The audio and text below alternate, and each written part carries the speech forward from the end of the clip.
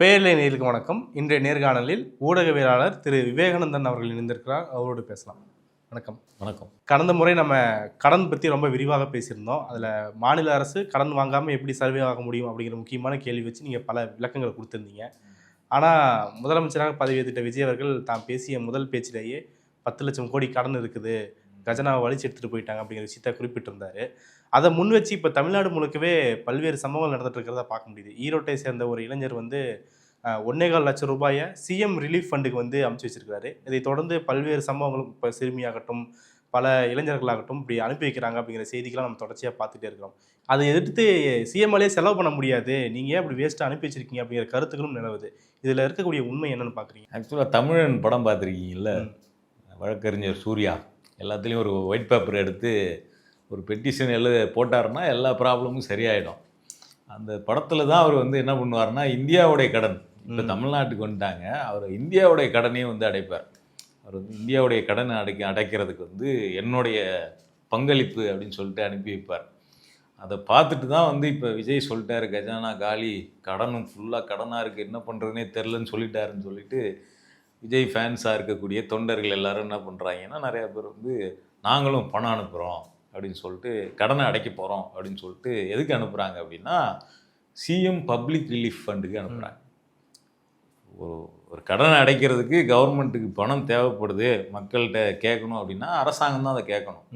இப்போ எப்படின்னா, எங்களால் செலவை பொறுத்துக்க முடியலன்னு மோடி பண்ணாப்புல என்ன பண்ணாருன்னா, இந்த கேஸு சிலிண்டர் இருக்கு இல்லைங்களா, அந்த மானியத்தை வந்து நான் வந்து நீங்களாக முன் வந்து தானாக விட்டு கொடுங்கள் அப்படின்னு சொன்னார். அப்புறம் கடைசியில் யாருக்குமே இல்லைன்ட்டார். அது வேற கதை. அது மாதிரி வந்து கவர்மெண்ட் வந்து விஜய் வந்து கேட்கல, இந்த மாதிரி வந்து நீங்களா வந்து கொடுங்க, அனுப்புங்க, காசு இல்லை கையில் கவர்மெண்ட்டுக்குன்னு சொல்லிட்டு அவங்களாம் அனுப்புகிறதா ஒரு ட்ரெண்டிங் கிரியேட் பண்ணுறாங்க ஒரு ரீல்ஸில். அதில் வந்து ஈரோட்டை சேர்ந்த ஒருத்தர் வந்து 1 லட்ச ரூபாய்க்கு மேலே அனுப்பிச்சி வச்சாருன்னு சொல்லிட்டு அதுதான் முதல் நியூஸ் ஆச்சு. அடுத்தடுத்து என்ன பண்ணுறாங்க அப்படின்னா, இன்ஸ்டாகிராமில் இது வந்து ஒரு ரீல்ஸாக தொடர்ச்சியாக பண்ணிகிட்டே இருக்கிறாங்க. தான் சேர்த்து வச்ச காசை உண்டியலை உடைத்து அனுப்பி வைத்தார். அந்த வீடியோ சின்ன பசங்க 2 பசங்க, விஜய் மாமா நான் உங்களுக்காக அனுப்புகிறேன் அப்படின்னு சொல்லிட்டு உண்டியில் உடைச்சி அனுப்புகிறாங்க. அந்த வீடியோ பார்க்கறதுக்கு உண்மையிலே பாவமாக இருக்குது. ஒரு குழந்தைகள் மேலே ஒரு அரசியல் சுரண்டல் நடக்குது அப்படிங்கிறது தான் நம்ம பார்க்க வேண்டியிருக்கு. அந்த குழந்தைங்க நம்ம உண்மையிலே தமிழ்நாட்டுடைய கடனை அடைக்க போகிறோம், தமிழ்நாடு கஷ்ட காலத்தில் இருக்குது அப்படின்னு நம்ப வைக்கப்பட்டு அவங்களுடைய சேமிப்பை எடுத்து அனுப்புகிறாங்க. ஆனால் அது உண்மையிலேயே தமிழ்நாட்டுடைய கடனை அடைக்கத்தான் பயன்பட போகுதா, அல்லது உண்மையிலேயே தமிழ்நாடு கஷ்டமான நிலைமையில தான் இருக்குதா அப்படிங்கிற கேள்வி இருக்குது. அப்போ குழந்தைகள் அரசியல் ரீதியாக சுரண்டப்படுறாங்க அப்படிங்கிறது தான் இதில் பார்க்க வேண்டிய முக்கியமான விஷயமா நான் பார்க்குறேன். இது ஒரு சாதாரணமாக விஷயமா பார்க்க முடியல.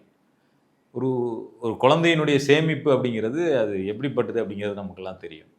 இப்போ அவங்கள ஏமாத்துறாங்க, உண்மையிலே ஸ்கேம் மாதிரி நடக்குது. இது பணம் கவர்மெண்ட்டுக்கு தான் போக போகுது, அதில் ஒன்றும் சந்தேகம் இல்லை. ஆனால் என்ன காரணத்துக்காக அப்படின்னு ஒரு பொய்யான காரணத்தை சொல்லி அந்த பணத்தை வந்து இது பண்ணுறது இருக்குல்ல, இது ஒரு ஸ்கேம் மாதிரி, ஒரு டூல் கிட் மாதிரி எல்லாரும் இன்ஸ்டாகிராமில் வந்து ரீல்ஸ் போட்டு இதை பண்ணுறாங்க. ஆனால் ஒரிஜினலாக அந்த சிஎம் பப்ளிக் ரிலீஃப் ஃபண்ட் அப்படிங்கிறது என்னன்னா, அதுலேயே இருக்குது ரிலீஃப் அப்படிங்கிற வார்த்தை. அது நிவாரண பணிகளுக்கான ஃபண்டு. அதை வந்து எப்போ கொடுக்கலான்னா, ஏதாவது இப்போ வந்து ஒரு பெரிய இயற்கை பேரிடர் வருது, இல்லை பெரிய விபத்து நடக்குது, இந்த மாதிரியான நேரங்களில் மக்கள் கஷ்ட காலத்தில் இருக்கிற நேரங்களில் அவங்களுக்கான நிவாரணமாக கொடுக்கக்கூடிய ஒரு ஃபண்டு. அது முதலமைச்சர் நிவாரண நிதி வந்து விடுவிக்கப்படுகிறது. முதலமைச்சர் நிவாரண நிதி அது வந்து என்ன பண்ணுவாங்கன்னா, ஒரு வேளை அதில் ஃபண்டு இல்லை, நமக்கு நிவாரணமாக கொடுக்கறதுக்கு நிறையா ஃபண்டு வேணும்னா கவர்மெண்ட்டே கால்ஃபர் கொடுக்கும். முதலமைச்சர் நிவாரண நிதிக்கு நீங்கள் முன் வந்து நன்கொடையாக அழியுங்கள்னு. இந்த கோவிட் டைமாக இருக்கட்டும், புயல் டைம், இந்த டைம்லலாம் கவர்மெண்ட் கால்ஃபேர் கொடுத்தது, மக்கள் எல்லாருமே நன்கொடை கொடுத்தாங்க. அந்த ஃபண்டை எடுத்து இந்த மாதிரியான நிர்வாக விஷயங்களுக்கு அரசாங்கம் அவங்க நினைச்சாலும் பயன்படுத்த முடியாது, சட்டப்பூர்வமாகவே பயன்படுத்த முடியாது. இப்போ வந்து ஒரு சம்பளம் கொடுக்கறதுக்கு காசு இல்லை, ஸ்கூல் வாத்தியாரங்களுக்கு சம்பளம் கொடுக்க காசு இல்லை, அதனால் இதில் இந்த ரிலீஃப் ஃபண்டில் கொஞ்சம் அமௌண்ட் இருக்குது, அதை எடுத்து கொடுத்துடலாமான்னு கேட்டால் கொடுக்க முடியாது. அப்போ கடன் அடைக்க காசு இல்லை, இதுலேருந்து எடுத்து கொடுத்துடலாமான்னா கொடுக்க முடியாது. இது ஒரு சிம்பிள் லாஜிக். இதை வந்து ஒரு ரொம்ப மோசமாக டைவெர்ட் பண்ணி இந்த ரீல்ஸ் வந்து பரப்பப்படுது. இல்லை, தவறான இடத்துக்கு அனுப்பப்படுகிறதுன்னு சொல்கிறீங்க. அப்போது சரியான இடத்துக்கு எப்படி அனுப்புறது அப்படிங்கிற கேள்வி அடுத்து வரும்ல. கடனை அடைக்கிறதுக்கு தான் அரசாங்கம் இருக்குது, அவங்க அதை வந்து ஒரு ப்ராசஸாக தொடர்ச்சியாக பண்ணிட்டு தான் இருக்கிறாங்க. முதல்ல வந்து கடன் வந்து கஜானா தொடச்செறியப்பட்டுடுச்சு அப்படின்னு சொல்கிறாரு விஜய். அப்போ தான் பதவி இருக்கிறார். அவருக்கு வந்து தமிழ்நாட்டுடைய நிதி நிலைமையை பற்றி எந்த நாலேஜுமே இல்லை. உள்ள போய் தான் பார்க்கணும். ஆமாம், உள்ளே போய் தான் பார்க்கணும். அதையும் அவரே தான் சொல்கிறாரு, நாங்கள் வெள்ளை அறிக்கையை ரிலீஸ் பண்ணுவோம் அப்படின்னு சொல்கிறாரு. ஆனால் முன்னாடியே என்ன சொல்கிறாரு, கஜானாவை வலிச்சு எடுத்துகிட்டு போயிட்டாங்க அப்படிங்கிறார். இது என்ன, நீங்கள் ஒரு சிஎம் இடத்துல இருந்து பேசுகிறீங்களா அல்லது இன்னுமே வந்து ஒரு எதிர்க்கட்சியாக பிரச்சாரம் பண்ணக்கூடிய இடத்துலயே இருக்கிறீங்களா அப்படிங்கிற அதுதான் நம்ம கேள்வியாக வருது. ஒரு பொறுப்புள்ள இடத்துல போய் உட்காந்துட்டீங்க, இன்னும் நீங்கள் பழைய மாதிரி ஃபேக் நியூஸ்லாம் பேசிக்கிட்டு இருக்க முடியாது பிரச்சாரத்தில் பேசுகிற மாதிரிலாம். அப்போ நீங்கள் வந்து ஒரு அதிகாரமுள்ள பதவியில் உட்காந்துருக்கீங்க. ஒருவேளை தமிழ்நாட்டுடைய கஜானா காலியாக இருக்குதுன்னா நீங்கள் தான் வெள்ளை பேப்பர் சப்மிட் பண்ண போகிறீங்கல்ல, ஏன் அவசரம்? கஜானாவை தொடச்சிட்டு போயிட்டாங்க, எனக்கு அவகாசம் கொடுங்கன்னு ஏன் அவசரப்படுறீங்க? எவ்வளோ இருக்குதுன்னு பார்த்துட்டு நான் கொஞ்சம் கொஞ்சமாக நான் கொடுத்த வாக்குறுதிகளை சரி பண்ணுறேன்னு சொல்லுங்கள். வெள்ளை பேப்பரை பார்த்து தெரிஞ்சுக்கிட்டோம் மக்கள் தொடச்சி போயிட்டாங்களா இல்லை வந்து நிறைய இருக்குதான்னு தெரிஞ்சுக்கிட்டோம். இப்போ கூட ஒரு விருது வாங்கியிருக்கிறாரு, பழைய அரசின் சாதனைக்காக விருது இவர் வாங்கியிருக்கிறார். ஸோ அதெல்லாம் இல்லை விஷயம். இப்போ நம்ம வந்து ஒரு அரசாங்கத்தினுடைய கடன் அப்படிங்கிறது ஃபினான்ஸ் கமிஷன் அதுக்கு லிமிட் செட் பண்ணுது. ஒரு ஸ்டேட் கவர்மெண்ட் அதுக்குள்ளே தான் கடன் வாங்கணும் அப்படின்னு அவங்க ஒரு லிமிட் செட் பண்ணுறாங்க. அந்த லிமிட்டுக்குள்ளே தான் தமிழ்நாடு அரசு கடன் வாங்கி வச்சிருக்குது. இது தமிழ்நாடுல இந்தியா முழுக்க இருக்கக்கூடிய எல்லா பொருளாதார அறிஞர்களுக்குமே தெரியும்.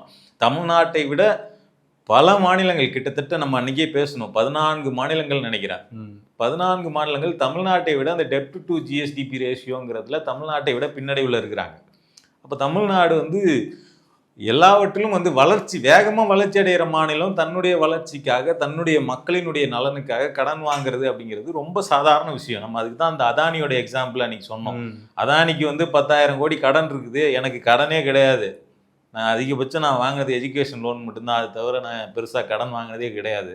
அப்போ நான் பணக்காரன், அதானி வந்து ரொம்ப கடன் வச்சிருக்கிறாரு, அவர் ஏழை அப்படின்னு சொல்லலாமா? இல்லை வந்து நான் வந்து ரொம்ப சூப்பராக பொருளாதாரத்தை வந்து மேனேஜ் பண்ணிக்கிட்டு இருக்கேன், அதானி ஒரு ஒஸ்ட்டாக பொருளாதாரத்தை மேனேஜ் பண்ணுறோன்னு சொல்லலாமா? ஒரு சூப்பர் மார்க்கெட் வைக்கிறவங்க பார்த்தா பேங்க்கில் லோன் வாங்கி வச்சுருப்பாங்க. இப்போ என்கிட்ட ஒன்றுமே இல்லை, அப்போ நான் வந்து சிறந்த ஒரு பொருளாதாரத்தில் சிறந்த ஆளா, இல்லை லோன் வாங்கி சூப்பர் மார்க்கெட் வச்சு அடுத்தடுத்த நிலைக்கு போயிட்டே இருக்கிறான், ஒரு பிரான்ச்சை 10 பிரான்ச்சாக மாற்றுறான், அதுக்கெல்லாம் லோன் வாங்கி தான் பண்ணுவாங்க. அவன் வந்து பொருளாதாரத்தில் மேம்பட்டாளா, நான் மேம்பட்டாளா? ஒரு கடை கூட வச்சில்லாமல் சும்மா உட்காந்துட்டு ஒரு ஜேர்னலிஸ்ட் வேலை பார்த்துக்கிட்டு இருக்கேன். எனக்கு இருக்கிற நாலேஜ் வேற, அவனுக்கு இருக்கிற நாலேஜ் வேற. ஆனால் பொருளாதாரத்தில் யார் மேம்பட்டவங்க அப்படின்னு பார்க்கும்போது என்னை விட அவர் தான் மேம்பட்டவர். அப்போ இதெல்லாம் ஒரு சாதாரண நபருக்கு தெரிய வேண்டிய லாஜிக் தான் இதெல்லாம். மாநில அரசு கடனை திருப்பி செலுத்துவது அல்லது வட்டியை கட்டுவது அப்படிங்கிறது பொருளாதார வளர்ச்சியோட சம்மந்தப்பட்டது அப்படிங்கிற விஷயத்த நம்ம பேசிகிட்டே இருக்கிறோம். ஜிடிபிக்கும் கடனுக்கான வித்தியாசங்கள் அதை பற்றிலாம் நம்ம பேசுகிறோம். இதெல்லாம் ரொம்ப யோசிக்க வேண்டியக்கூடிய விஷயமா இருக்குது அப்படிங்கிற விஷயத்தில் பார்க்க முடியுது. அதை வந்து மக்கள் சிம்பிளிஃபை பண்ணிக்கிறாங்க. பொருளாதார ரீதியாக நம்ம பங்களிப்பு செலுத்தி அதன் மூலமாக கடன் அடைக்கிறது அது வந்து மறைமுகமாக நடக்கக்கூடிய ஒரு விஷயம். மக்கள் வந்து டைரெக்டாக பங்களிப்பு செலுத்துறாங்கல்ல, அதை நம்ம அப்ரிசியேட் பண்ணக்கூடாதா அப்படிங்கிற விஷயத்த கேட்குறாங்க. எங்கே செலுத்துறாங்கிறது தானே விஷயம். எங்கே நீங்கள் செலுத்தணுங்கிற அவசியம் இருக்கா அப்படிங்கிறது முதல் கேள்வி. எங்கே செலுத்தணும் அதெல்லாம் ரெண்டாவது. செலுத்தணுங்கிற அவசியம் இருக்கா? மக்களுக்கு உணர்வு இருக்கலாம், என் மாநிலம் கடனில் இருக்கலாமா, நான் அடைக்கிறேன் அப்படின்ற உணர்வு மக்களுக்கு இருக்கலாம், அதெல்லாம் தப்பு இல்லை. ஆனால் அதை அடைக்க வேண்டிய தேவை உண்மையிலே தமிழ்நாடு அரசுக்கு இருக்குதான்னு கேட்டால் அப்படிலாம் ஒன்றும் கிடையாது. தமிழ்நாடு அரசினுடைய பொருளாதாரம் வலிமையான இடத்துல இருக்குது. அந்த இடத்துல இருந்து அவங்க பட்ஜெட்டில் ஒதுக்குறதுல ஒரு குறிப்பிட்ட சதவீத பணத்தை வந்து கடனை அடைக்கிறதுக்கும் வட்டி கட்டுறதுக்கும் யூஸ் பண்ணுறாங்க, புதியதாக கடன் வாங்குறாங்க. இது எல்லாமே பொருளாதாரத்தினுடைய ஒரு அங்கம்.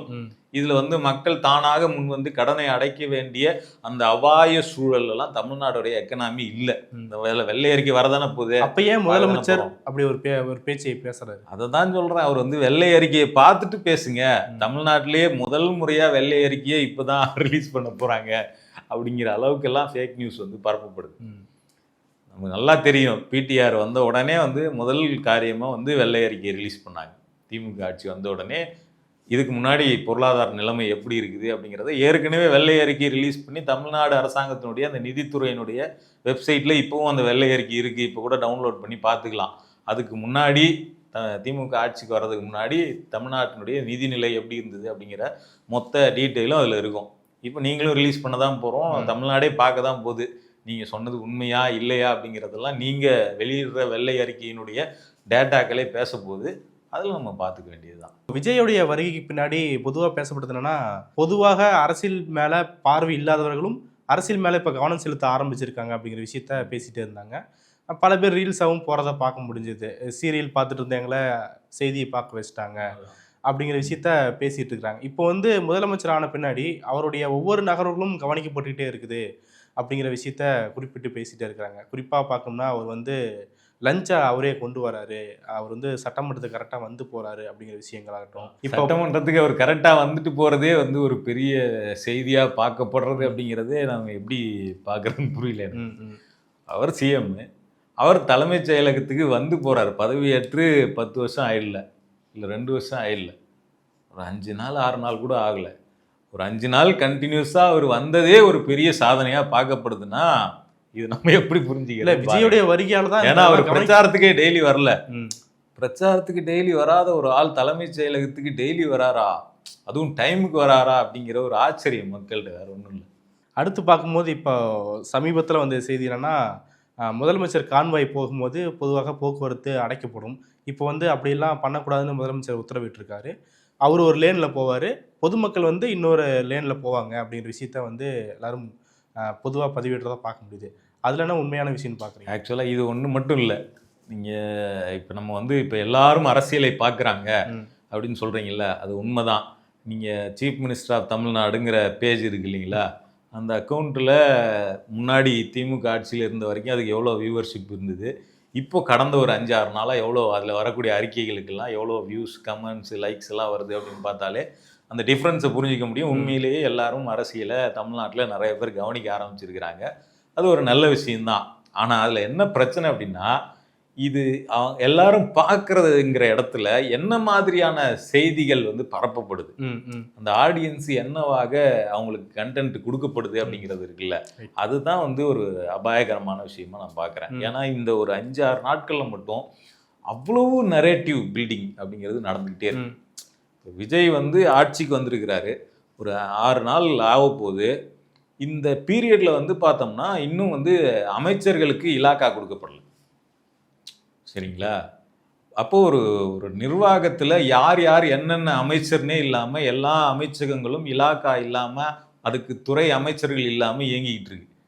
அப்போ இதை வந்து கேள்வி கேட்கல யாருமே. அப்போ இதெல்லாம் விட வந்து பார்த்தோம்னா அவர் வந்து டெய்லி வர்றது, அவர் சாப்பாடை அவரே கொண்டு வராரு அப்படிங்கிறது, ஒரு ஏஐ ஃபோட்டோ ஒன்று வருது, அதில் பார்த்தோம்னா அவர் வந்து முதலமைச்சர் டேபிள்லே உட்காந்துக்கிட்டு அந்த கப்பு வச்சு சாப்பிட்டுன்னு இருக்கிற மாதிரி ஏஐயில் ஜென்ரேட் பண்ணியிருக்கிறாங்க. இந்த ஃபோட்டோ வந்து கொஞ்சம் நெஞ்செல்லாம் கிடையாது, இன்ஸ்டாகிராம் முழுக்க அவ்வளோ வைரல்.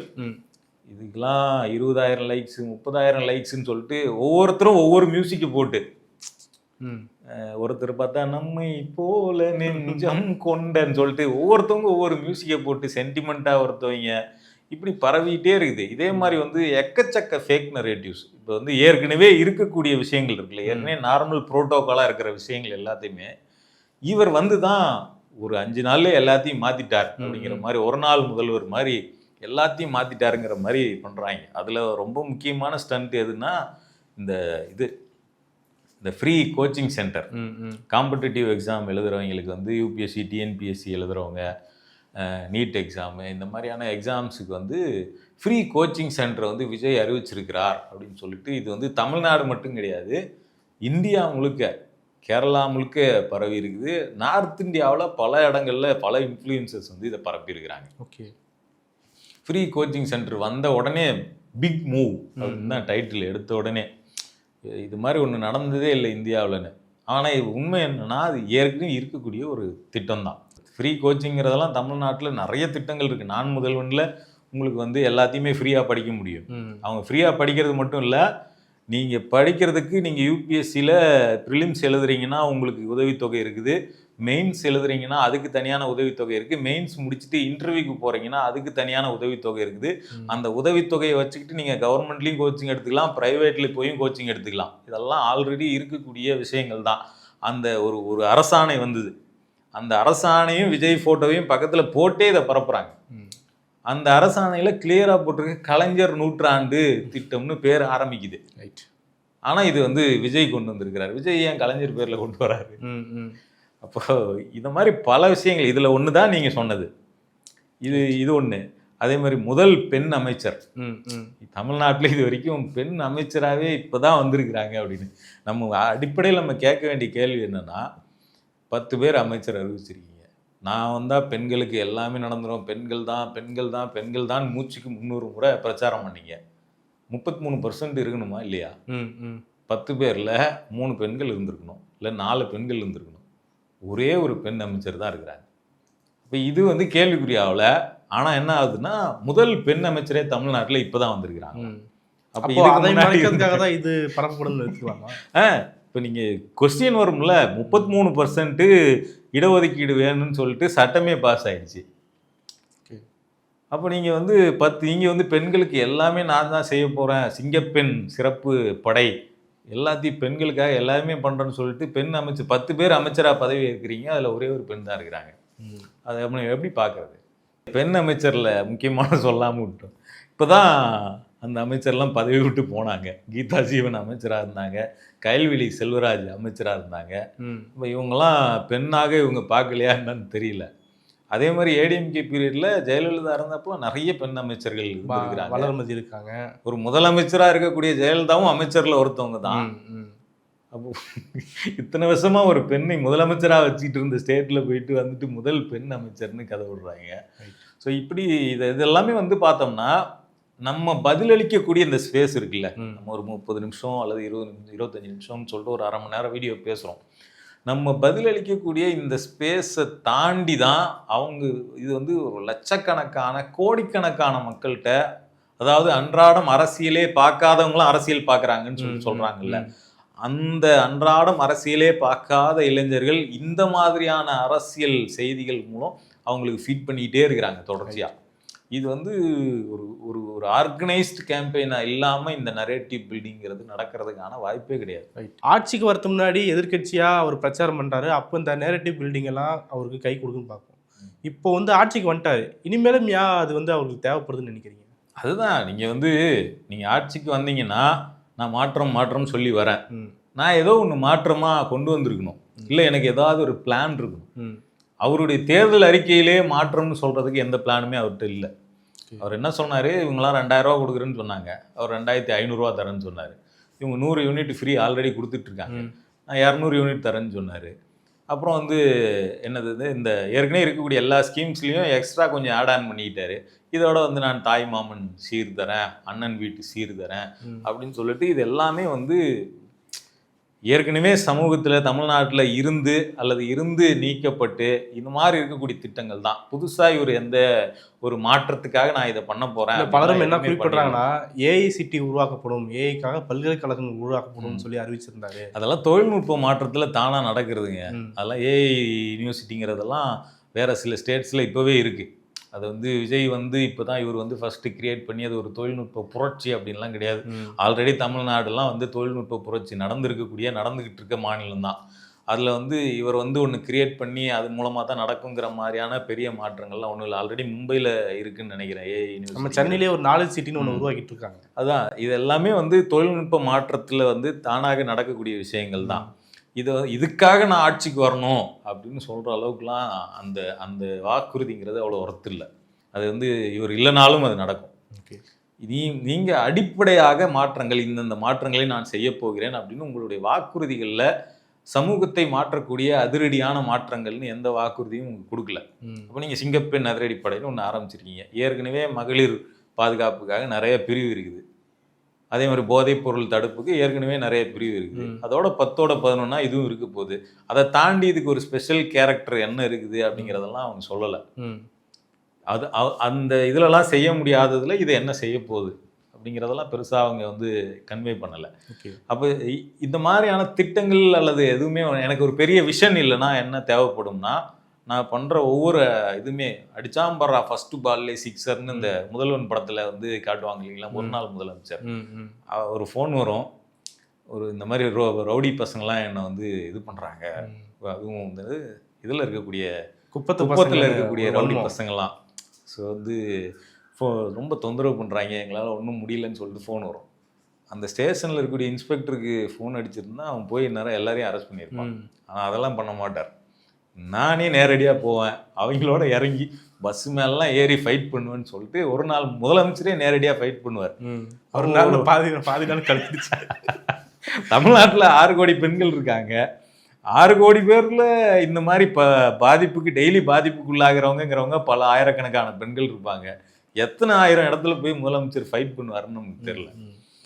அப்போ என்னன்னா இது ஒரு எல்லாத்துலேயும் நான் அப்படிங்கிற ஒரு நரேட்டிவ் பில்டிங் இருக்குல்ல, இது நான் வந்ததுனால இது நடக்குது, நான் தான் இதை பண்ணுறேன் அப்படின்னு. ஏற்கனவே லஞ்ச ஒழிப்புத்துறையில் ஹெல்ப்லைன் நம்பர்ஸ்லாம் இருக்கும்.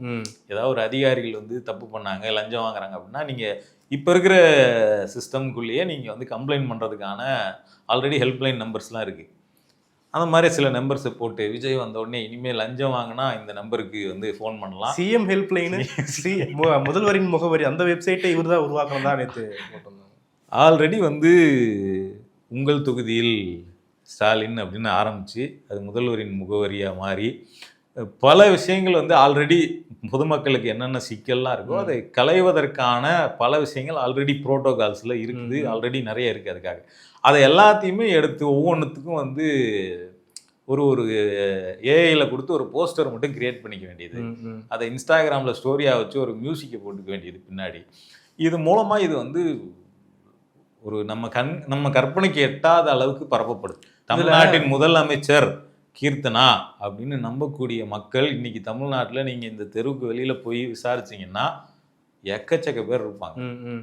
அந்த அளவுக்கு பரப்பப்படுது. அது பெண் அமைச்சர் அப்படிங்கிற விஷயமாகட்டும், இப்போ சிஎம் ஹெல்ப்லைனு, இந்த மாதிரி ஏற்கனவே இருக்கக்கூடிய விஷயங்கள் இப்போ புதுசாக பரப்பப்படுது, புதுசு மாதிரி மக்களுக்கு தெரியுதுன்னா அப்போ மக்கள் மத்தியில் அதை போய் கொண்டு போய் சேர்த்தப்படலையா அப்படிங்கிற கேள்வி தான் நமக்கு. ஆமாம், இப்போ நீங்கள் ஏற்கனவே ஆட்சியில் இருந்தவங்களுக்கு வந்து வெறும் பிஆர் கேம்பெயினை வச்சு ஆட்சி பண்ணணும் அப்படிங்கிற ஸ்ட்ராட்டஜி தெரிஞ்சவங்க கிடையாது. அப்படி ஸ்ட்ராட்டஜி தெரிஞ்சிருந்தா இந்த எலெக்ஷன் ரிசல்ட்டே இப்படி வந்திருக்குமான்னு எனக்கு தெரில. ஏன்னா வந்து அவ்வளோ பிஆர் கேம்பெயின் மூலமாக ஒரு சமூக வலைதளங்கள் மூலமாக நடந்த பிரச்சாரத்தின் ஊடாகவே இந்த வெற்றி அப்படிங்கிறது நடந்திருக்குன்னு தான் நம்ம பார்க்க முடியும். ஏன் அப்படின்னா வந்து எதிர்கட்சிகளை சேர்ந்த எடப்பாடி பழனிசாமியாக இருக்கலாம், இல்லை ஸ்டாலின் அவர்களாக இருக்கலாம், இல்லை உதயநிதி ஸ்டாலினாக இருக்கலாம், இவங்க எல்லாருமே வந்து தமிழ்நாடு முழுக்க போய் பிரச்சாரம் பண்ணாங்க. இவங்களுடைய கட்சிக்காரங்க எல்லா இடத்துலையும் பிரச்சாரம் பண்ணாங்க, எல்லா இடத்துலையும் சுவர் எழுத்துக்கள் வரைஞ்சாங்க, போஸ்டர்ஸ் ஓட்டினாங்க, எல்லா இடத்துலையும் போயிட்டு தெரு தெருவா வீடு வீடாக பிரச்சாரம் பண்ணாங்க. இது எதுவுமே தாவேக்காவுடைய பிரச்சாரத்தில் பெரும்பாலான இடங்கள்ல நடக்கலை. நான் எங்கள் ஊரில் பார்த்த வரைக்கும் நான் வந்து பார்த்ததில் விசில் சின்னம் அப்படிங்கிறது திண்டிவனம் தொகுதியிலையோ மயிலம் தொகுதியிலையோ இதில் வந்து பெரும்பாலும் எங்கேயுமே நான் பார்க்கவே இல்லை. செவத்தில் எந்த செவத்துலையுமே விசில் சின்னங்கிறது இல்லை. அப்புறம் ஊரில் யாரெல்லாம் ஓட்டு கேட்க வந்தாங்க அப்படின்னு விசாரித்தா விசில் சின்னத்துக்கெல்லாம் பெருசாக யாருமே வரல ஓட்டு கேட்கலாம். அந்தந்த தெருவில் இருக்க பசங்க அவங்களுக்குள்ளே பேசிக்கிட்டு தான். அப்போது எந்த விஜயுமே போகல, 10 நாள் தான் பிரச்சாரம் பண்ணார். அப்போ எந்த உழைப்புமே இல்லாமல் ஒரு வெற்றி அப்படிங்கிறது கிடைக்குது இல்லை அதில் பார்க்கும்போது அது இந்த சமூக வலைதள அந்த டிஜிட்டல் கேம்பெயின்ஸ் மூலமாக அவங்களுக்கு வந்து இதை அச்சீவ் பண்ண முடிஞ்சிருக்கு. அப்போ அதை வந்து தக்க வைக்கிற ஒரு முயற்சி தான் அந்த நரேட்டிவ் செட் பண்ணது இருக்குல்ல. நான் வந்தால் இதெல்லாம் தமிழ்நாடே மாறிடும் அப்படின்னு தேர்தலுக்கு முன்னாடி ஒரு நரேட்டிவ் செட் பண்ணாங்க.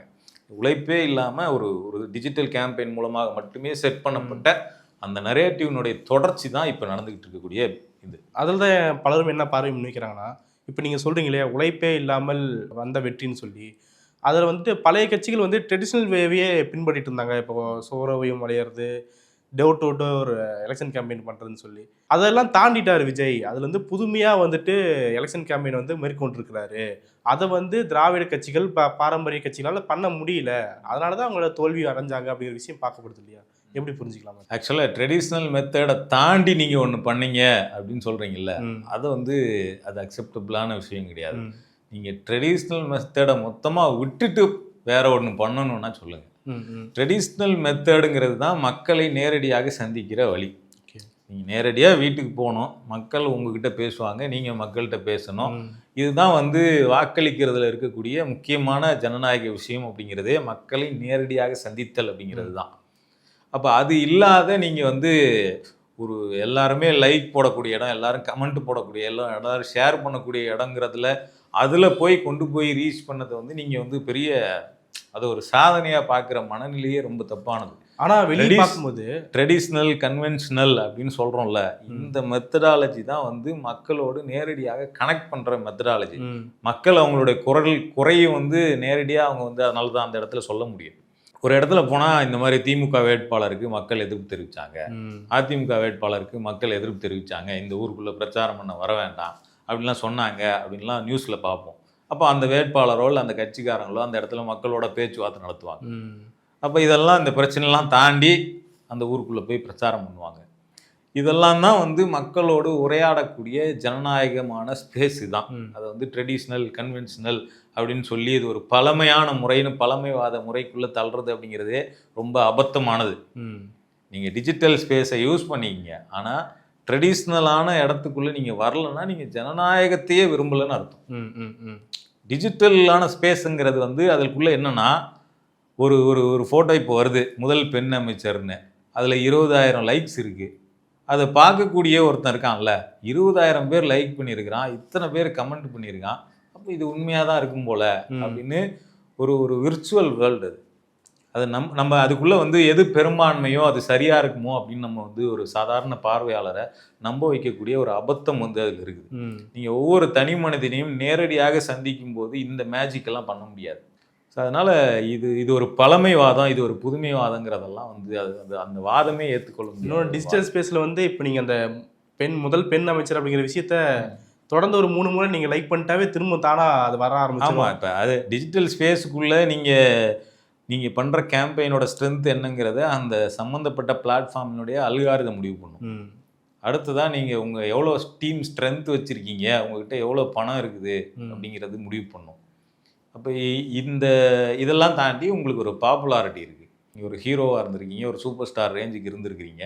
அப்போ உங்களுக்கு ஒரு பாப்புலாரிட்டி இருக்குது. அந்த பாப்புலாரிட்டி பேஸில் ஏற்கனவே உங்களுக்கு ஒரு ஃபேன் பேஸ் இந்த பிளாட்ஃபார்மில் ஆல்ரெடி இயங்கி இருக்குது. அது ஏற்கனவே வந்து பார்த்தோம்னா அஜித் விஜய்னு சொல்லிட்டு சண்டை போட்டு ஏற்கனவே மீம் எல்லாம் கிரியேட் பண்ணி ஏற்கனவே இந்த மாதிரி டிஜிட்டல் ஸ்பேஸுக்குள்ளே வம்பிழுக்கிறதுல சிறந்த படையாக அது இருக்குது. அதனால தான் நீங்கள் விர்ச்சுவல் வாரியர்ஸ்ன்னு அதுக்கு பேர் வச்சுருக்கீங்க. அப்போ இதெல்லாம் ஒரு சேர ஒரு புள்ளியில் அமைகிறதுனால அந்த பிளாட்ஃபார்முக்குள்ளே நீங்கள் ராஜாவாக இருக்கலாம். அதனால அந்த பிளாட்ஃபார்ம் வந்து ரொம்ப புதுமையானது, இதெல்லாம் வந்து வேஸ்ட்டு, இதுதான் வந்து எல்லாமே புதுமையானது, நாங்கள் புதுமையானதை நோக்கி போகிறோம் அப்படிங்கிறதெல்லாம் வந்து அதெல்லாம் ஏற்றுக்கொள்ளக்கூடிய வாதம் கிடையாது. அதுக்குள்ளே வந்து மக்களை மேனிப்புலேட் பண்ணக்கூடிய எல்லா தன்மையும் டிஜிட்டல் ஸ்பேஸ்க்குள்ளே இருக்குது. அதுக்கு தேவை வந்து உங்களுக்கு வந்து இந்த ரூட் மாதிரியான ஒரு டீம். அது இருந்தால் வந்து நீங்கள் மக்களை மேனிப்புலேட் பண்ணிட முடியும் அப்படிங்கிறது தான் அதில் இருக்கக்கூடிய விஷயம். டிஜிட்டலாக வந்து இந்தியா முழுக்கவே பல தேர்தல்கள் இந்த மாதிரி வந்து பிஜேபி ஐடி செல் நம்ம பார்த்துருக்குறோம். அதை பற்றி பல டாக்குமெண்ட்ரி வெளில வந்திருக்கு, பல ஆவணங்கள் வெளில வந்திருக்கு. எப்படியெல்லாம் வந்து மக்களை மேனிப்புலேட் பண்ணுறதுக்காக எப்படியெல்லாம் வேலை செய்வாங்க, எத்தனை 1000 வாட்ஸ்அப் குரூப்புகளை ஒவ்வொரு ஸ்டேட்லேயும் மெயின்டைன் பண்ணுவாங்க, எத்தனை யூடியூப் சேனல்ஸ் மெயின்டைன் பண்ணுவாங்க அப்படிங்கிறதெல்லாம் நம்ம பார்த்துருக்குறோம். களத்தில் உழைக்கிறவங்களை டிஜிட்டலை பயன்படுத்தி முறியடித்தல் அப்படிங்கிறது அடிப்படையில் அது ஒரு ஜனநாயக பண்பே கிடையாதுங்கிறது தான் நான் பார்க்குறேன். ஆனால் அது எனிவே மக்கள் தான் அந்த தீர்ப்பை கொடுக்குறாங்க.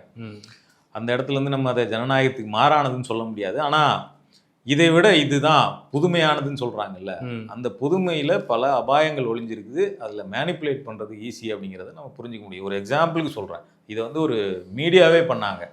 தாவேகா வேட்பாளர் கேவி குப்பம் எம்எல்ஏ தென்றல் குமார், அவர் வந்து செருப்பு இல்லாமல் நடந்து வர்றார். அதுக்கு ஒரு பேக்ரவுண்ட் மியூசிக்லாம் போட்டிருக்காங்க, தந்தானத்தானான்னு சொல்லிட்டு. நியூஸ் 24x7 தமிழ் அந்த சேனல் தான் பண்ணியிருக்காங்க. அவர்கிட்ட பேட்டி எடுக்கிறாங்க. அவர் வந்து என்கிட்ட கார் இல்லை, அதனால் நான் பஸ்ஸில் வரேன் அப்படின்னு சொல்கிறார். ஆனால் அவர் தேர்தல் பிரச்சாரத்தெல்லாம் காரில் பண்ணியிருக்கிறார். தேர்தல் பிரச்சாரத்துக்கு காரில் பண்ணக்கூடியவர் வந்து சட்டசபைக்கு வரும்போது பஸ்ஸில் வருவேன், என்கிட்ட கார் இல்லைங்கிறாரு. செருப்பு போடாமல் வரேன், நான் ஒவ்வொரு முறையும் செருப்பு கழட்டிட்டு மக்களுக்கு நன்றி தெரிவிக்கணும், அதனால் அதை நான் செருப்பே போட மாட்டேன், மக்களை சந்தித்து எல்லாருக்கும் நான் நன்றி சொன்னதுக்கப்புறம் தான் செருப்பு போடுவாங்களாம் பில்டப் கொடுக்குறாரு. ஆனால் பிரச்சாரத்தில் செருப்பு போட தான் போயிருக்கிறார். இதெல்லாம் தாண்டி நான் ஒரு சாமானியன், என்னை எம்எல்ஏ ஆக்குறதுக்கான ஸ்பேஸ் வந்து இங்கே இருந்திருக்கு அப்படிங்கிறது தான் அவங்க கட்டமைக்கிற ஒரு. ஆனால் அஃபிடேவிட்டில் பார்க்கும்போது 2.25 கோடி சொத்து இருக்கும். 2.25 கோடி சொத்துங்கிறது இப்போ சொத்து கூட மேட்ரு கிடையாது. இப்போ நீங்கள் சென்னையில் ஒரு வீடு வச்சுருந்துருக்கலாம், அந்த காலத்துலேருந்து உங்களுக்கு ஒரு வீடு இருந்திருக்கலாம், அந்த வீட்டோட மதிப்பு இன்றைக்கி கோடிக்கணக்கில் மாறி இருக்கலாம். அப்படி இருந்தால் கூட பரவாயில்ல. அவர் வந்து தங்கம் வெள்ளி இது 2 மட்டுமே 1.5 கோடி ரூபாய்க்கு வச்சுருக்காரு. இந்த 1.5 கோடி ரூபாயை வச்சு எனக்கு தெரிஞ்சு ஒரு 10 கார் வாங்க முடியும். நார்மல் ரேஞ்சில் கார் வாங்கணும் அப்படின்னா, காரே இல்லாமல் இருக்கணும்னு அவசியம் இல்லை. ஒரு எம்எல்ஏ 10 கார் வாங்க முடியும் அவரால். அவ்வளோ தங்கத்தையும் வெள்ளியையும் வச்சுக்கிட்டு அவர் வந்துட்டு நான் வந்து ரொம்ப எளிய பிள்ளை அப்படின்னு சொல்லிட்டு, முதல்ல நம்ம அண்ணன் சீமான் தான் அப்படி சொல்லிட்டு இருப்பார், எளிய பிள்ளைகள் தான் எங்களுடைய வேட்பாளர்கள்னு. ஆனால் அதுலேயாச்சும் ஒரு உண்மை இருந்தது. இவங்க வந்து விட்ட ஆதவர்ஜனாவே சொல்லிடுவாரு. அவரும் அப்படிதான் சொல்லிட்டு இருக்காரு ஏறக்குறைய. நான் வந்து சத்துணவு சாப்பிட்டு வளர்ந்தவன் அப்படின்னு சொல்லிட்டு. இல்ல விஜய் முதலமைச்சரே விஜயே பேசினாங்க. பேசியிருக்கிறாரு. வந்து நானும் வந்து வறுமையை பார்த்து வளர்ந்தவன் தான், ஒரு அசிஸ்டன்ட் டைரக்டரோட பையன் அப்படின்னு சொல்லிட்டு. சரி, இதெல்லாம் வந்து பார்த்து தான் ஆகணும். இப்போ நீங்க சொன்னீங்க இல்லையா, இப்போ ட்ரெடிஷ்னல் வேவை மீறி டிஜிட்டலில் ஜெயிச்சிருக்காங்கன்னா அது வந்து ஒரு ஜனநாயகத்துக்கு எதிரான விஷயம்னு சொல்லி. ஆனால் மக்கள் வந்து ஓட்டு போட்டு தேர்ந்தெடுத்திருக்காங்க. அப்போ அந்த வெற்றி வந்து ஒரு விஷயத்த சொல்ல வருது, பழைய திராவிட கட்சிகளையும் டிஜிட்டல் நோக்கி போக சொல்லுது அப்படின்னு சொல்லி பலரும் எழுதுறத பார்க்க முடியுது. அவங்களுக்கு அந்த கட்டாயம் ஏற்பட்டிருக்குது அப்படிங்கிற விஷயத்த ஏற்றுக்கிறாங்க இல்லையா. அப்போ ரிசல்ட் வந்து இந்த விஷயத்த வந்து ட்ரெடிஷ்னல் வேலேருந்து டிஜிட்டல் நோக்கி தள்ளுது அப்படிங்கிற விஷயத்த எப்படி புரிஞ்சுக்கலாம்? இது ரொம்ப ஒரு முக்கியமான விஷயம். இப்போ நம்ம முன்னாடி பேசணும் இல்லைங்களா, அந்த தென்றல் குமாரை பற்றி. இப்போ அவர்கிட்ட கார் வாங்குற அளவுக்கு கேப்பபிலிட்டி இருக்குது அப்படிங்கிறது எத்தனை பேருக்கு தெரியும் அப்படின்னா, ஒன்று அவரோட அஃபிடவிட்டை செக் பண்ணவங்களுக்கு தெரியும், இல்லை நம்மளை மாதிரி பேசுகிறவங்களுடைய கருத்தை கேட்டவங்களுக்கு தெரியும். வேற யாருக்கு தெரியும் அப்படின்னா, அவரோடய இருக்கிற அந்த ஊர் மக்களுக்கு தெரியும். இப்போ அவங்களே அவர் ஏமாற்ற முடியாது. டிஜிட்டலுக்கு இருக்கிற மக்களை அவர் ஏமாற்றிட முடியும். அப்போ இவருக்கு இவ்வளோ சொத்து இருக்குது, இவர் ரியல் எஸ்டேட்டு கம்பெனி வச்சுருக்கிறாரு, ரியல் எஸ்டேட்டில் நிறையா பிஸ்னஸ் பண்ணுறாரு, இவர் வந்து இந்த மாதிரி செருப்பு இல்லாமல் நடந்து வரக்கூடிய அளவுக்கு ஏழையெல்லாம் கிடையாது அப்படிங்கிறது அவர் ஊர் மக்களுக்கு தெரியும். அப்போ நீங்கள் சொல்லக்கூடிய அந்த ட்ரெடிஷ்னல் மெத்தடில் மக்களை வந்து அவ்வளோ ஈஸியாக ஏமாற்றிட முடியாது. உண்மை தெரிஞ்சே வேணால் வந்து வேறு ஆப்ஷன் இல்லை, சரி இவனுக்கு போடுவோம் இவருக்கு போடுவோம் அப்படின்னு மக்கள் தேர்ந்தெடுக்கலாம். ஆனால் அவ்வளோ ஈஸியாக ஏமாற்றிட முடியாது. ஆனால் டிஜிட்டல் ஸ்பேஸுக்குள்ளே நீங்கள் தமிழ்நாடு முழுக்க இருக்கக்கூடிய மக்களை வந்து இந்த பார்ட்டியே இப்படி தான் அப்படின்னு நம்ப வச்சுருக்கீங்க. ஒரு 2 எம்எல்ஏ வந்து சாம்பிளில் ராஜ்மோகன் வேற எனக்கு வாடகை வீட்டில் இருக்கிறான்னு சொல்கிறாரு. அப்போ அவரோட அஃபிடவிட்டும் வேறு மாதிரி இருக்குது. அப்போது ஒரு 2-3 எம்எல்ஏவை காட்டி நீங்கள் என்ன பண்ணுறீங்கன்னா, உங்கள் இதில் வந்து ஜேபிஆர் பையன் இருக்கிறாப்புல, ஆதவ அர்ஜுனா இருக்கிறாரு, ஆர்எஸ் முருகன் இருக்காரு, அப்புறம் விஜயே இருக்கிறாரு, இப்படி பல பண முதலைகள்னு சொல்லக்கூடிய அளவுக்கான ஆட்களை ஃபுல்லாக கட்சியில் வச்சுக்கிட்டு அவங்களுக்கெல்லாம் சீட்டு கொடுத்துட்டு இந்த மாதிரியான ஒரு 2-3 பேரை காட்டி நாங்கள் எளிய மக்கள்லாம் ஜெயிச்சிருக்கிறாங்கன்னு சொல்லிட்டு இது எப்படி இருக்குன்னா, அந்த முதல்ல இந்த ஆரம்பத்தில் ஒரு கேம்பெயின் பண்ணாங்க இல்லைங்களா, அந்த பட்டியலின சமூகத்தை சேர்ந்த 70 பேருக்கு மேலே பொது தொகுதியில் நின்று ஜெயிச்சிருக்காங்கன்னு சொல்லிட்டு ஒருத்தர் கூட கிடையாது. இந்த விருதுநகரில் ஜெயிச்சவர் மட்டும்தான் அவர் பட்டியலின சமூகம்னு சொல்கிறாங்க. ஆனால் அவருமே அவருடைய சர்டிஃபிகேட் படி பார்த்தா அந்த தேர்தல் ஆணையத்தோட இதில் ஜென்ரல்னு தான் போட்டிருக்கு. ஏன்னா அவங்க அம்மா அப்பா வந்து கலப்பு திருமணம் பண்ணவங்களா இருக்கிறாங்க, ஜாதி மறுப்பு திருமணம் பண்ணவங்களா, வேற யாருமே கிடையாது. அப்படி தேடி பார்க்கும்போது சங்கராபுரம் அப்படிங்கிற பொது தொகுதியில் மட்டும் ஒரு எஸ்சி வேட்பாளர் நின்றுருந்தாரு. ஆனால் அவர் வந்து 3வது இடம் தான் வாங்கியிருந்தாரு. மற்றபடி பார்க்கும்போது ஜெயிச்சவங்க யாருமே கிடையாது. ஸோ அதான் 1-2 வந்து அந்த ரசிகர் மன்றம், அந்த மாவட்டத்தினுடைய ரசிகர் மன்றத்தில் நிர்வாகியாக இருந்தவர் வந்து அப்போ பெரிய ஆளாக இருந்திருக்கலாம், அல்லது அவர் முதல்ல இருந்தே அந்த ரசிகர் மன்றத்தில் இருந்திருக்கலாம். அந்த அடிப்படையில் சீட்டு கொடுத்தவங்களுக்கு ஒன்றா ஜாதி இல்லாமல் கொடுத்துருக்குறாங்க. மீதி எல்லா தமிழ்நாடு முழுக்க எல்லா டிஸ்ட்ரிக்ட்லையுமே பார்த்தோம்னா எந்தெந்த ஜாதி பெரும்பான்மையாக இருக்கிறாங்கன்னு சோஷியல் இன்ஜினியரிங் பண்ணி அந்தந்த ஜாதி வேட்பாளர்களை ரொம்ப பர்ஃபெக்டாக டிஎம்கே ஏடிஎம்கே விட இவங்க தான் வந்து இன்னும் ஜாதியை தீவிரமாக பார்த்து வேட்பாளர்களை நிறுத்தியிருக்கிறாங்க. ஆனால் வந்து ஜெயிச்ச உடனே என்ன பண்ணிட்டாங்கன்னா, அம்பேத்கரிய இயக்கத்தை சேர்ந்தவங்களையே நம்ப வச்சிட்டாங்க. எல்லாருமே உண்மையிலேயே நம்பிட்டாங்க. ஓ 70 பேர் தலித்து நிற்க வச்சிருக்காங்க போல, ஜாதி பார்க்காம மக்கள் ஓட்டு போட்டாங்க. ஜாதி பார்க்காம மக்கள் ஓட்டு போட்டாங்கன்னு சொல்லலாம். ஆனால் தாவேக்கா ஜாதி பார்க்காம வேட்பாளர் நிறுத்தலை. மக்களோட கேரக்டர் ஒன்றா நம்ம சொல்லலாம், ஜாதியெல்லாம் பார்க்கல. விஜய் ஒருத்தர் மூஞ்சியை மட்டும்தான் பார்த்தாங்க, அவர் முகத்துக்காகவே யார் வேட்பாளர்னு கூட தெரியாது மக்களுக்கு. இப்போ தான் எல்லாம் தேடிட்டு இருக்காங்க நம்ம ஊர் எம்எல்ஏ யார் அப்படின்னு சொல்லிட்டு. அதனால் மக்கள் எப்படி ஒன்றா ஓட்டு போட்டுருக்கலாம். ஆனால் தாவேக்கா வந்து ஜாதி பார்த்து தான் வேட்பாளர்களை நிறுத்துச்சு.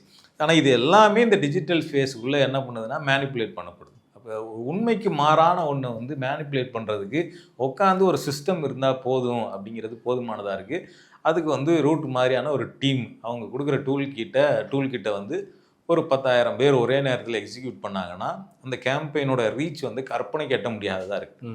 அப்போ இந்த இடத்துல வந்து ட்ரெடிஷ்னல் மெத்தடை மட்டுமே பெரும்பான்மையாக நம்பி இருந்த திமுக, அதிமுக மாதிரியான கட்சிகளாக இருக்கலாம், இவங்க எல்லாருமே பின்னடைவை சந்திச்சிருக்கிறாங்க அப்படிங்கிறது ஒரு முக்கியமான கன்சர்னாக இந்த தேர்தலில் வந்து நின்று இருக்குதான். அப்போ இவங்க எல்லாருமே டிஜிட்டலை நோக்கி திரும்பக்கூடிய இடத்துல அவங்க ஆல்ரெடி அவங்களுடைய கட்சிகளுக்குள்ளே நம்ம என்ன பிளாட்ஃபார்மில் தவற விட்டோம், நம்ம என்ன பண்ண வேண்டியிருக்கு அப்படிங்கிற விவாதங்களை ஆரம்பிச்சிட்டாங்க. ஸ்டாலினே கூட பார்த்தோம்னா வந்து உடன்பிறப்புன்னு சொல்லிட்டு ஒரு வெப்சைட் ஆரம்பித்து தோல்விக்கு காரணம் நாங்கிறத அக்செப்ட் பண்ணிக்கிட்டு என்னென்ன காரணம்னு சொல்லிட்டு அந்த ஃபீட்பேக்கு கேட்டுக்கிட்டு இருக்காங்க. ஸோ இது எல்லாமே ஒரு பக்கம் வந்து நடந்துக்கிட்டு இருக்கு. அப்போ விஜயினுடைய வெற்றிக்கு பின்னாடி இந்த மாதிரியான ஒரு நிழல் உலகம், அது வந்து மக்களை வந்து குறிப்பாக அந்த குழந்தைங்களை ஓட்டு கேட்க வச்சதெல்லாம் இருக்குல்ல, அதை வந்து நம்ம போகிற இடத்துல எல்லா இடத்துலையும் யாராவது சொல்கிறாங்க, குழந்தை பேச்சை கேட்டு நான் ஓட்டு போட்டேன் அப்படின்னு சொல்லிட்டு. ஏங்க குழந்தை சொல்லும், நீங்கள் மாற்றி போடக்கூடாதா புள்ள போயிட்டு போட்டேன்னு சொல்லிட்டுனா, இல்லை குழந்தைகிட்ட போய் எப்படி போய் சொல்கிறது, இல்லை குழந்தைக்கு எப்படி துரோகம் பண்ணுறது அப்படின்லாம் சொல்கிறாங்க சிலர். அப்போ இந்த அளவுக்கு வந்து ஒரு ஒரு ஒரு சென்டிமெண்ட்டாக ஒரு சிம்பத்தியாக மேனிப்புலேட் பண்ணக்கூடிய ஒரு தளமாக வந்து இது இருக்கிற இடத்துல வந்து இப்போ இவங்க 2 கட்சியும் எந்த அளவுக்கு உழைச்சாலுமே, நீங்கள் எவ்வளோ செலவு பண்ணி உழைக்கலாம், அல்லது எவ்வளோ உழைப்பு போடலாம், எவ்வளோ போராட்டங்கள் நடத்தலாம், சட்டசபையில் விவாதம் பண்ணலாம், நீங்கள் எது பண்ணாலுமே அதனுடைய தன்மை அப்படிங்கிறது இவங்க சிம்பிளாக இந்த சோஷியல் மீடியாவில் மாற்றிடுவாங்க. அந்த அபாயம் வந்து அதில் இருக்குது. இப்போ வந்து விஜய் வந்து இந்த சட்டமன்றத்தில் எதிர்க்கட்சியெல்லாம் கேள்வி கேட்குறாங்க, எதிர்க்கட்சிகள் பேசுகிறாங்க. அப்போ அந்த இடத்துல எந்த பதிலுமே சொல்லாமல் உட்கார்ந்துருந்த அவர் வந்து வீட்டுக்கு போயிட்டு அவருடைய சோஷியல் மீடியாவில் அதுக்கு பதிலை போடுறாரு. உடனே அந்த அவங்களுடைய விர்ச்சுவல் வாரியர்ஸ் எல்லாரும் வந்து தொடர்ச்சியாக வந்து எதிர்க்கட்சிகளை அட்டாக் பண்ணுறாங்க. அப்போ அதான் அதோடைய பிரச்சனை என்னென்னா, நீங்கள் எவ்வளோ திறமையானவராக இருக்கலாம், நீங்கள் எவ்வளோ வேலை பார்க்கலாம், நீங்கள் எவ்வளோ நல்லது பண்ணலாம், என்ன வேணால் பண்ணலாம், எவ்வளோ போராட்டம் பண்ணலாம், எவ்வளோ மக்களுக்காக குரல் கொடுக்கலாம். ஆனால் இது எல்லாத்தையும் விட மக்களை கொண்டு போய் யார் செய்தியை வேகமாக ரீச் பண்ணுறாங்க அப்படிங்கிற இடத்துல இவங்க இருக்கிறாங்க அப்படிங்கிறது தான் இந்த தேர்தலினுடைய முடிவுகள் காட்டுது. ஸோ இது மட்டுமே இந்த தேர்தலை முடிவு பண்ணிடுச்சான்னா, ஏற்கனவே வந்து திமுக, அதிமுக 2 கட்சிகள் மேலேயும் மக்களுக்கு வந்து ஒரு அதிருப்தி வந்து நீண்ட காலமாக இருந்துக்கிட்டே தான் இருந்தது. எப்பயுமே வந்து மாற்றம் ஏதாவது ஒன்று வந்துடாதான்னு எப்பவுமே எதிர்பார்த்த மக்களும் சேர்த்து தான் அவர் ஓட்டு போட்டிருக்காங்க. ஆனால் இந்த டிஜிட்டல் மீடியாவினுடைய அந்த தன்மை அப்படிங்கிறது இந்த தேர்தலை தீர்மானிக்கிறதுல ரொம்ப முக்கியமானதாக இருந்திருக்கு. இந்த தேர்தல் முடிஞ்ச பிறகும், தேர்தலோட அது முடியலை, அதோட எறாங்கிறது தேர்தலோட முடியல. தேர்தல் முடிஞ்ச பிறகு தான் அது இன்னும் ஸ்ட்ராங்காக ஒர்க் ஆகிட்டு இருக்கு. கடந்த 5 நாட்களாக பரவக்கூடிய ஃபேக் நியூஸ், விஜய் இப்படி பண்ணிட்டாரு, சிக்ஸர் அடித்தாரு, பெரிய மூவ் நடத்திட்டாரு, அப்படி இப்படின்னு பரப்பக்கூடிய ஃபேக் நியூஸோட எண்ணிக்கையை எடுத்தோம்னா இது தேர்தலுக்கு முன்னாடி பரவுனதை விட பல மடங்கு வீரியம் மிக்கதாக இருக்குது. இப்போ இன்னும் பவர் கையில் இருக்கிறதுனால இன்னும் அதிகமான ஃபேக் நியூஸை வந்து வரும் காலங்களில் எக்கச்சக்கமாக எதிர்கொள்ள வேண்டியிருக்கும். நம்ம பதில் சொல்லக்கூடிய பதில்கள் கூட இந்த ஃபேக் நியூஸை வந்து நம்ம ஒரு 50,000 பேர் அல்லது 1 லட்சம் அல்லது 2 லட்சம் பேர்கிட்ட நம்ம பதில் போய் சேருதுன்னா, அவங்க பரப்புன ஃபேக் நியூஸுங்கிறது 1 கோடி பேர்கிட்ட போய் சேர்ந்துருக்கும். ஸோ ஒரு சவாலான கட்டமைப்பை எதிர்த்து தமிழ்நாட்டினுடைய ஜனநாயக சக்திகள் எதிர்க்கட்சிகளாக செயல்பட போகிறாங்க அப்படிங்கிறது தான் இப்போ நடந்திருக்கக்கூடிய முக்கியமான விஷயம். பல்வேறு ஆபத்துகளை சுட்டி காட்டுறீங்க, நிறைய முக்கியமான விஷயத்தை பண்ணிட்டீங்க. மிக்க நன்றி.